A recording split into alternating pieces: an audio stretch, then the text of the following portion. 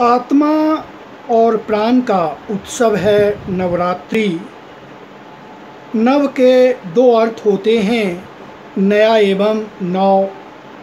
रात्रि का अर्थ होता है रात, जो हमें आराम और शांति प्रदान करती है। 9 दिनों का यह त्यौहार हमें एहसास कराती है कि हम किस प्रकार हैं। अपने आप को पहचानने की ओर अग्रसर किया जाता है। 9 दिनों का त्यौहार में प्रकृति पुराने वस्तुओं को त्याग कर वसंत की ओर प्रवेश करता है। जिस तरह से बच्चा अपने माँ की गर्भ में 9 माह तक रहता है, उसी प्रकार नवरात्रि करने से हम प्रकृति की ओर लौटते हैं, नकारात्मक वस्तुओं का त्याग कर देते हैं, सत्य की ओर अग्रसर होते हैं।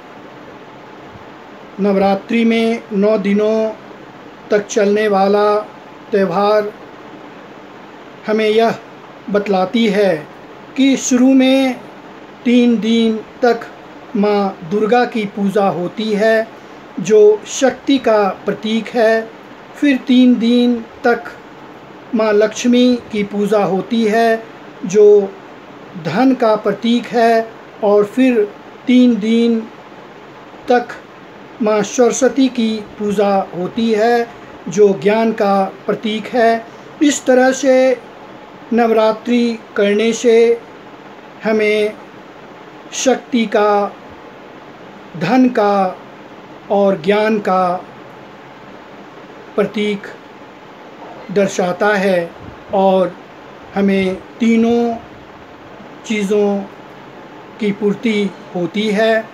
जैसा कि माँ दुर्गा असुरों का वध किया, महिषासुर का वध किया, इस तरह से नवरात्रि का भारतवर्ष में विशेष महत्व है। भगवान श्री राम ने विजयादशमी पर रावण का वध कर सत्य की ओर अग्रसर हुए और संपूर्ण विश्व में नारी के उत्थान के लिए आगे बढ़े।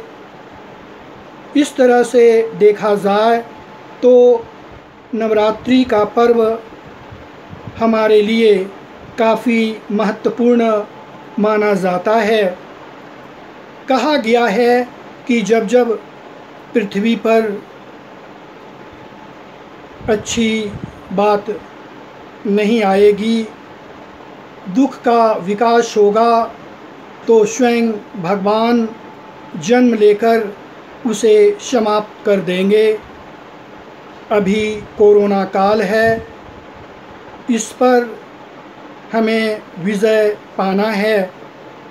इस तरह से कहा जा सकता है कि नवरात्रि पर विशेष पूजन होती है और हम अपने आप को एक सही दिशा की ओर अग्रसर होते हैं, तभी नवरात्रि करना अच्छी बात माना जा सकता है।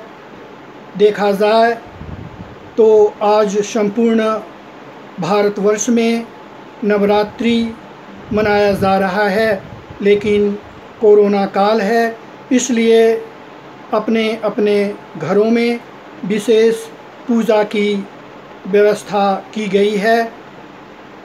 विजयादशमी के दिन एक दूसरे से मिलकर आशीर्वाद लिया जाता है, बच्चों को मिठाइयाँ दी जाती है और शुभकामनाएं दी जाती है, जिससे बच्चे आने वाला समय में एक अच्छा नागरिक बनकर देश की सेवा कर सके।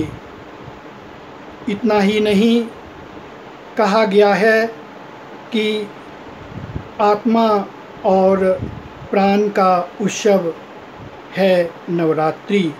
अंत में मैं भारतवर्ष के समस्त नागरिकों को शुभकामनाएं देना चाहूँगा कि आने वाला समय उनके लिए अच्छा हो। बहुत बहुत धन्यवाद।